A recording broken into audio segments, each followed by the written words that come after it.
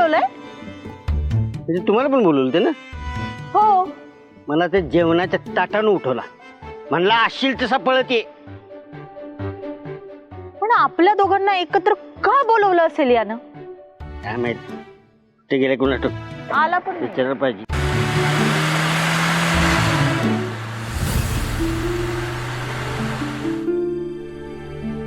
आत्ता आला आत्ता.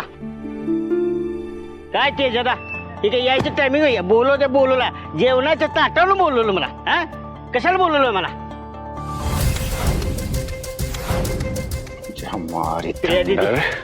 आज तुमचं काय खरं नाही.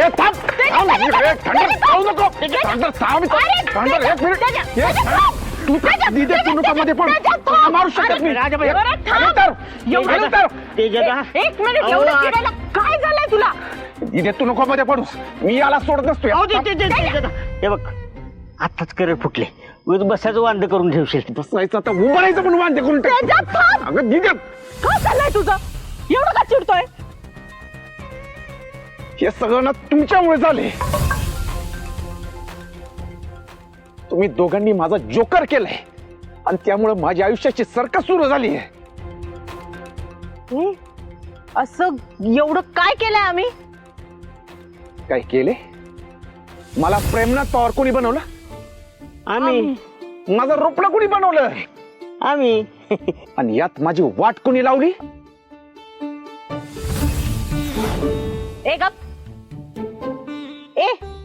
पण हे सगळं आम्ही तुझ्या भल्यासाठीच केलं ना?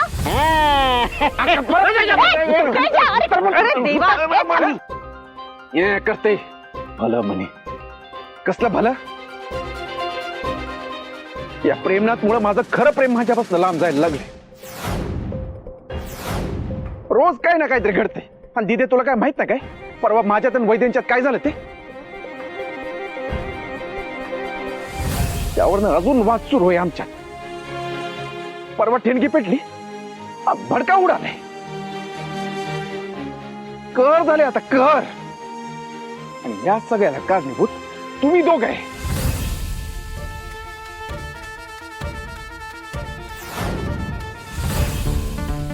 काय ग, यातली वाळू कुठं गेली? तुला सांगितलं होतं ना ही वाळू जपून ठेवायची. आजी मी खरं सांगतेय. मी खरंच खूप प्रयत्न केला. मी सगळी कामं एका हाताने केली. मी मूठ उघडली नाही एकदाही. मी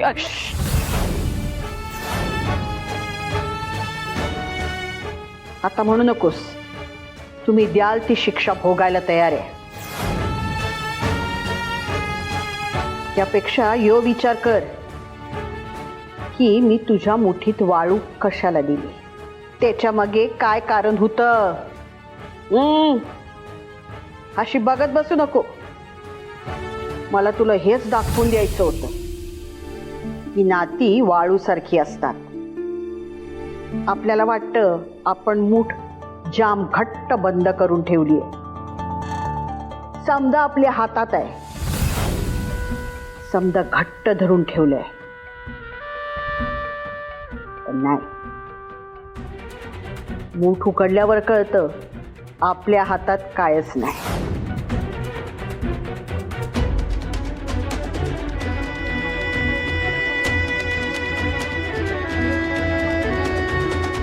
अशी बघत बसू नको.